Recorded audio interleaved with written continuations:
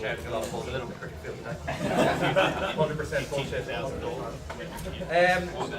Welcome again to the annual University Grange Cricket Club Awards. My name is Rory Dempsey and I'll be the MC this evening. Hi Rory. Before we get underway, I just want to point out a few little bits of housekeeping. If there is an emergency, we'll assemble outside to the right and the car park just there. If you're having a personal emergency, the toilet's just around the corner next to the park. And if you do need to smoke, you can just go out to the beer garden there by the pool table. Now, let's get these underway. Obviously, it's been a massive season for the Ugs on and off the field.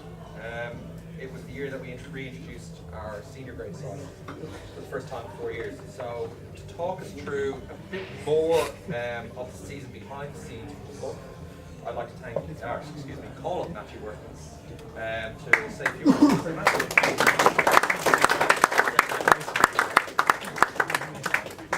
Cheers, Roy. Great to see so many people tonight. I didn't think we'd have this many people with so few seats available, but thank you for being here tonight. Yeah, as Rory mentioned, obviously a massive year for University Grange this year, one we didn't take lightly as a committee. Back in July, the committee at the time made the incredibly bold and courageous move to vote in favour of bringing back our senior side. We faced a lot of questions from other clubs and of course Otago Cricket, but eventually our return was rubber stamped with the blessing of 5 of the 6 other clubs. From there, the committee has been dedicated to trying to understand the senior grade environment, what it needs, how it works, and of course, how we want it to go. I told the Otago Daily Times at the time, at the start of the season, that we simply didn't just want to make up the numbers, we wanted to compete, and compete hard. We recruited 2 overseas players at the start of the season and a further overseas player midway through the first half of the season. Those players have all made incredibly solid and in one case a match-winning contribution to our return to the senior grade side. We had an enviable squad that was unfortunately depleted by a situation that has plagued our club from its onset, the departure of university students. Despite the setback, we bravely battled on and performed ably most of the time. I'll leave the performance side of things to Noddy, but I believe the club has made a solid start to life in the senior grade. It can only get better from here. The second grade side battled as a number of its more fancy players found themselves playing senior grade.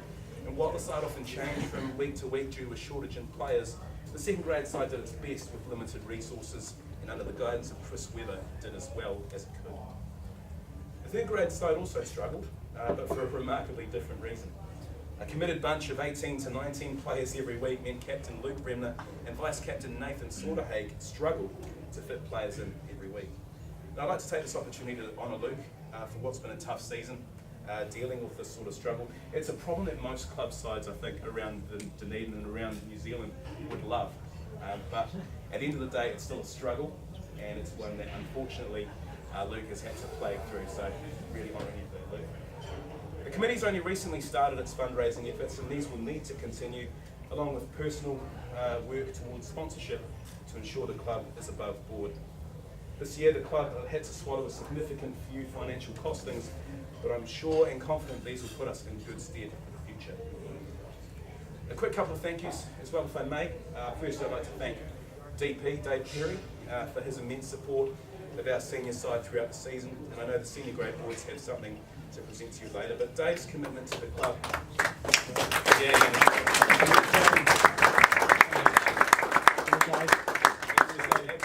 Dave's commitment to the club's been inspirational for all the boys. I know that a lot of clubs here in Dunedin and New Zealand would love to have someone like Dave, and so Dave, again, thank you very much for your support. Appreciate it.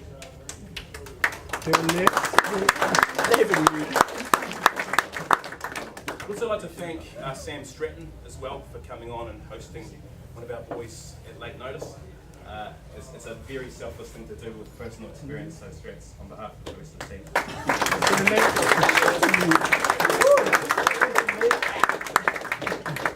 Most eligible bachelor as well, ladies and gentlemen. Anyone? Most valuable player. I'll wait. Yeah. That was Sam's flatmate, actually. Probably too much info there. Anyway, also I'd like to thank all the partners as well who released their spouses to play cricket for us. It's a big commitment and one that I know from personal experience can led to quite a few grillings. But to the partners, thank you so much for allowing them to play and represent our club both now and into the future. So thank you very much.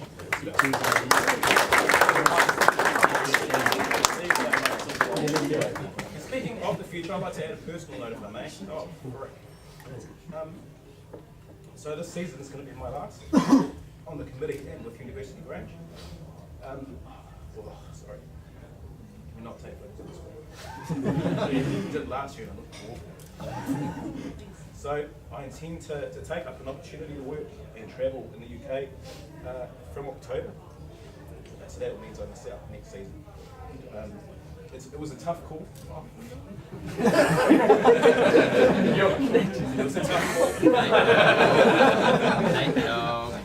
It was obviously a tough call because I really enjoyed the Oaks environment, but I've always said that you need to chase your dreams, and life's all about taking opportunities, and so that's something that I want to do and live without any regret. So in terms of that, I want to sort of try and segue anyway to the senior side. People will no doubt be calling for our heads after our first season back, but I'd like to reassure you this season has been an important journey of discovery, and one that I think will put us in really good stead for the future. So on behalf of the committee, keep dreaming, and don't feel a sense of disappointment from last season. The Oaks are too good for that. Thank you.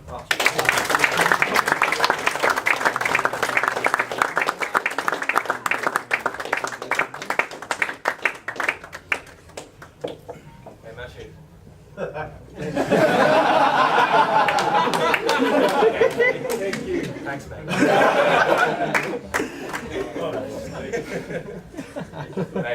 Great speech. And it's great to hear all the hard work that I know that the committee's put in, and you personally, and the sacrifice that you've given to the club has been substantial. So just let's a round of applause again for my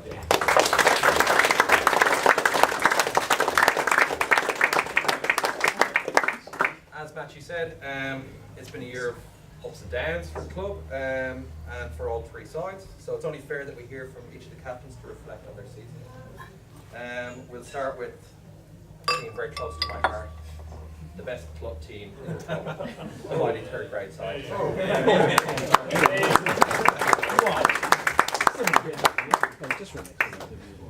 G'day everyone, I'm Luke Bremner, third grade captain.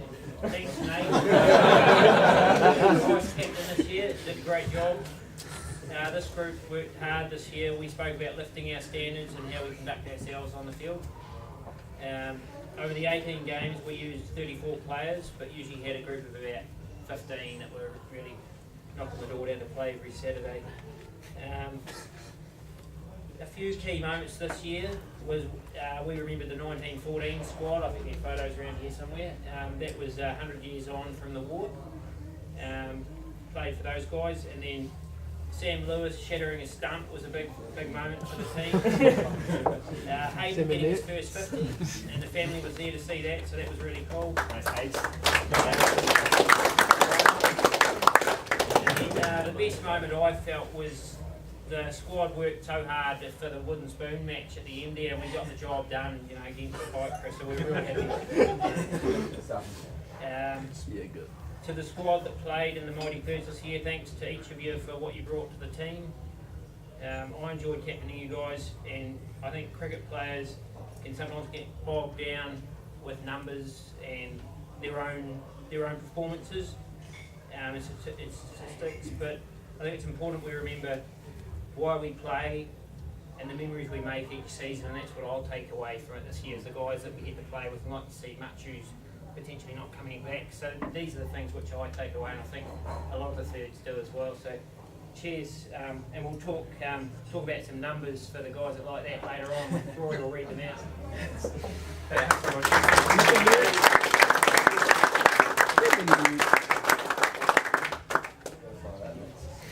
Right on. Next we want to hear from the Twos captain who took the reins this year, and I think did a great job considering the circumstances. Ladies and gentlemen, Dunedin's biggest poultry processor.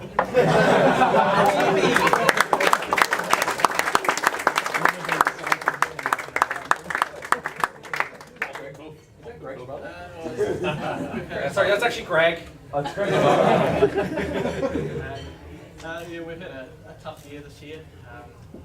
We've obviously lost a lot of you guys the second half there to seniors grade being a bit short there from time to time. Made it a wee bit more challenging, but we all fought hard.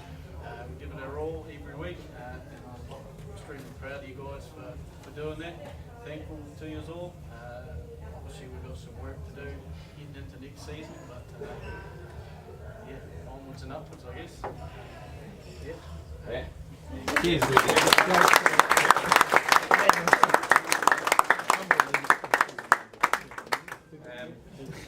Finally, we'd like to hear from an avid ODT reader who heard that the Yugs were coming back into senior grade and just wanted to be part of it. So I'd like to invite Sam Noden to come say a few words.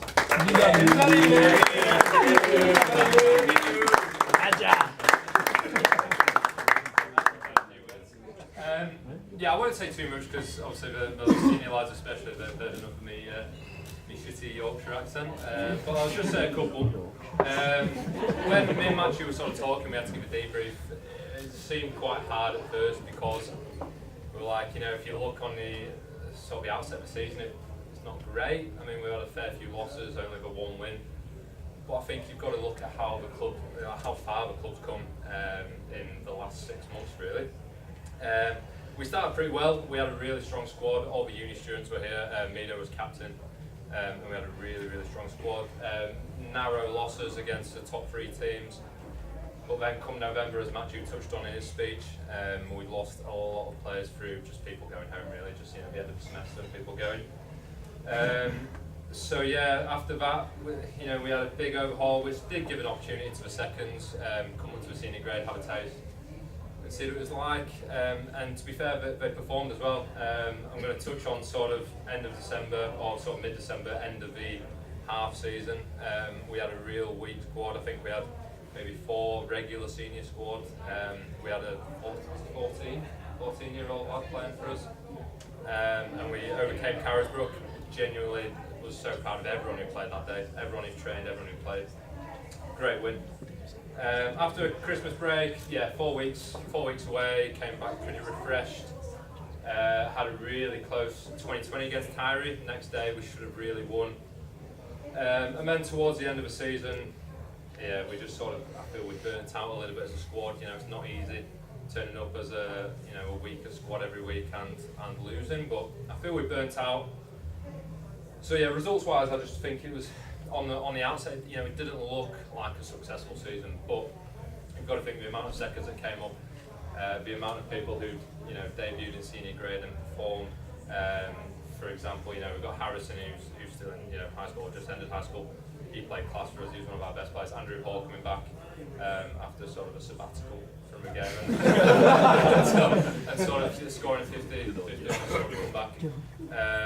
And even players like G's coming back, Carvey after his wedding coming back. All the players who came would just contributed so much. I was saying to Mido earlier, we like team talk afterwards every week. It was like fine margins here and there. We can win games with these fine margins. And I do genuinely think that we will. In my opinion, sort of the best thing to have in a side is cohesion. It's so easy to improve cricketing ability. It's so hard to get a good team dynamic. And I think with the 1s, through the 2s, through the 3s, I think we had a real good dynamic throughout the club. That's so much harder to get. So in the future, in my opinion, that's all sort of that matters really. We have a good cohesion, we have a good laugh. We come to Kenzie every week, we have a beer together.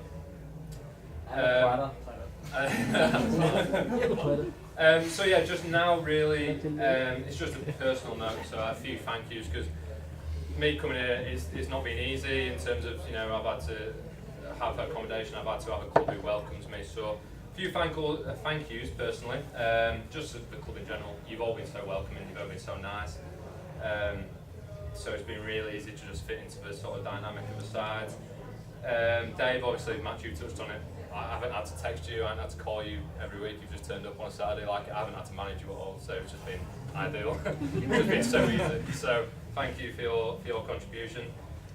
Webby and Luke, how many times have we been sort of a Friday night, 11th hour, trying to get all players you've got who are coming to me. So thank you for your contributions. Committee, you don't know until you're in the committee how much work they actually do to keep the club running. So massive thank you to them for keeping the club as good as it is. And then just finally, obviously, Matt, you touched on straps for having Matt for 4 months of the season. It's not easy, so thank you for having him. And then Matt, you've not had to be best mate, to be fair, so thank you for having me. You've made it's just been class, so thank you very much. Literally can't thank you enough. So hopefully when you're in the UK, come over to me and I can return the favour. So yeah, that's it from me. Yeah, get on to the awards, but yeah, just thank you for in general. Really.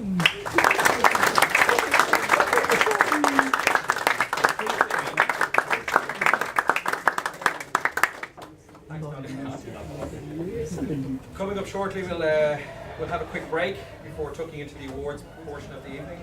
But firstly, our special guest tonight.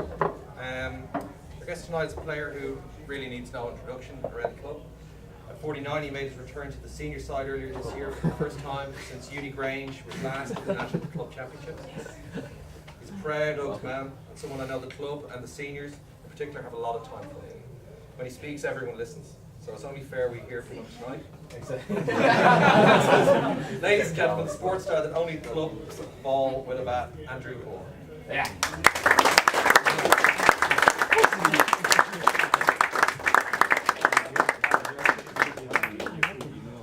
Thanks for joining us, Andrew, up here, putting you on the spot. Firstly, talk me through that first game back for the Oaks at Bishop's Court. Did you ever think you'd be wearing the white uniform of the Oaks again?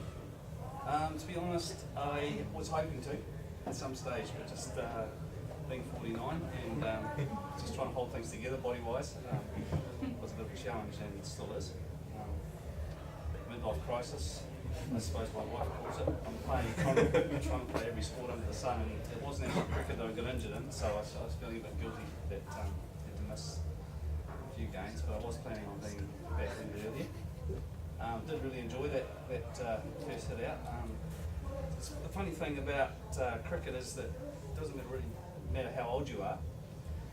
It's still the same sort of feel and the same sort of culture and environment, and it just didn't feel like there was an age gap. To be honest, and that was as a credit to the boys. They were really welcoming, and yeah, I thoroughly enjoyed the match, and being with the lads. It's really good. Awesome. Surprising, actually. Let's have a talk about that senior grade side. The results are obvious, and they're in black and white. But you've been in that environment this year. How's it gone? If I can compare it for all the years I played, that match, the standard was high.